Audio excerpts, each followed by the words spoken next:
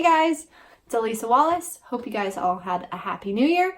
A big thank you to all my Patreons and subscribers. If you guys haven't subscribed, please do, and also make sure that you push the little bell thingy that's down there so you get notified anytime that I post a new video so you don't miss any. A new thing going on for 2019, I'm going to be doing Fact Friday. So I get asked tons of questions and I call it Fact Friday because it's frequently asked questions. So from my Facebook, YouTube, Instagram, Twitter, YouTube, Facebook, Instagram, and Twitter. That's the only ones that I know. So basically I'm going to go through and see what the most frequently asked questions are and answer them so you guys can start to get a little bit more informed about the stuff that I do in my videos. Question number one, it's a very common question, is where do I get my Mustangs? It's kind of a large question. So there are several different ways you can get Mustangs. The first way I got mine was through the Extreme Mustang Makeover competition. So they randomly picked a horse for me, and that was Fledge. And I ended up keeping him, so I had to bid for him in an auction, which we actually have that video. And that can be pretty hard on trainers, especially if you're doing your first makeover. You can get pretty attached. Another way you can get Mustangs is through the Mustang Heritage Foundation. There are trainer incentive programs, so trainers will go and train horses and train Mustangs and have them halter broke.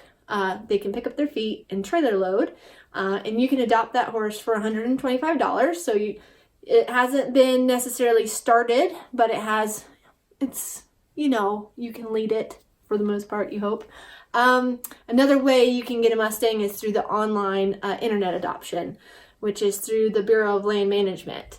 Or you can actually go to any of the satellite adoptions or to a holding facility. Also, Facebook is a really good place to look to see for the Mustang community. So there you've got Adopt a Mustang, which is a Facebook group. And it's a fairly, Mustang community is really helpful. Then you have the other part of the question, I guess, can be is where do the Mustangs actually come from?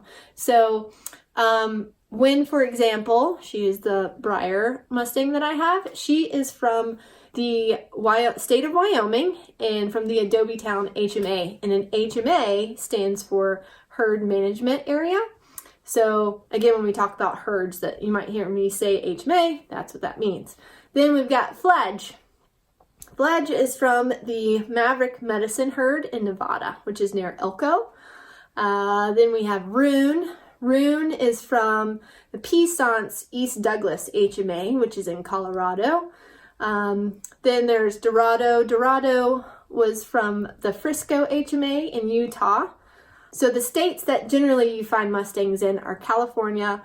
Nevada actually has the highest population of Mustangs. Then you've got New Mexico, Colorado, Oregon, Utah. I'm sure I'm missing a couple. Wyoming. And so it's mainly the western states.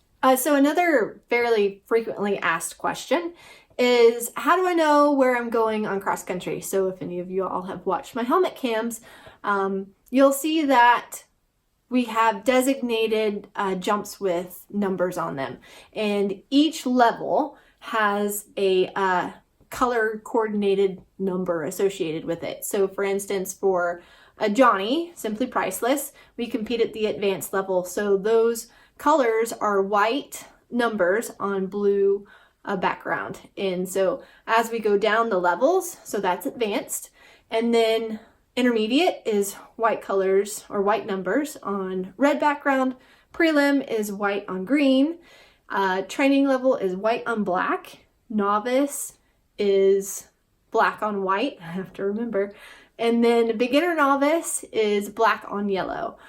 So that's kind of a breakdown of the color coordination. Now, we do walk the courses prior, actually several times, so we know our exact lines, where exactly we're wanting to jump, where exactly we're wanting to take off, and Also, even when we're galloping, the exact lines in the lanes that we want to take, because all that can then correlate to, on cross country, we have what's called optimum time. So that is the time that you have to be under before you start to get penalized. So for instance, if I have a time of 5 minutes that I needed to finish, if I'm over that time, I start getting penalized, and then that's added to my score. You want to walk your best lines so you know exactly the footfalls. Now, remembering that is a completely different story. You really have to practice focusing and remembering exactly what you did, but that's what we do. So my third question is, why don't I wear gloves on cross country? So it's kind of a simple answer. I don't have to. So generally when I'm riding cross country, I have really good reins.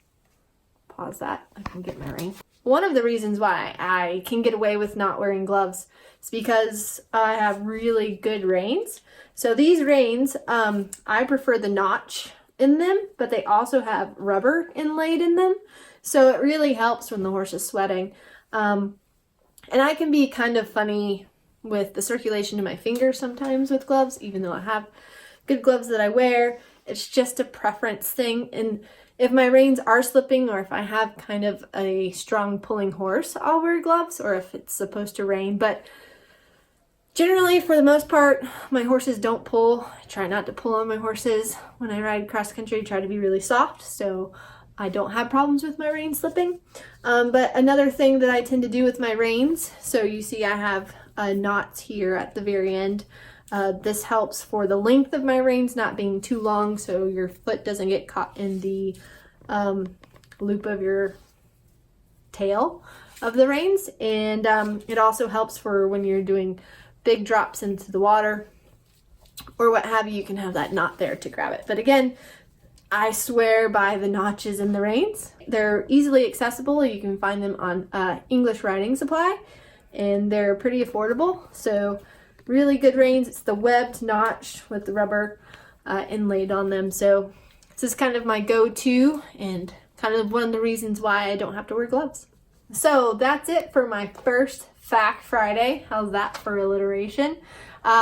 Again, want to remind you guys, make sure to subscribe. If you haven't already, don't forget the little bell thingy down there to make sure you get notified. Also, make sure to send me some comments with any questions so that can be put in for Fact Friday next Friday. That's not the right way. No. Oh, wait, it is, isn't it? No. It would be this way. And then that hand has to be like that way. No. This hand, like this. This hand, like that.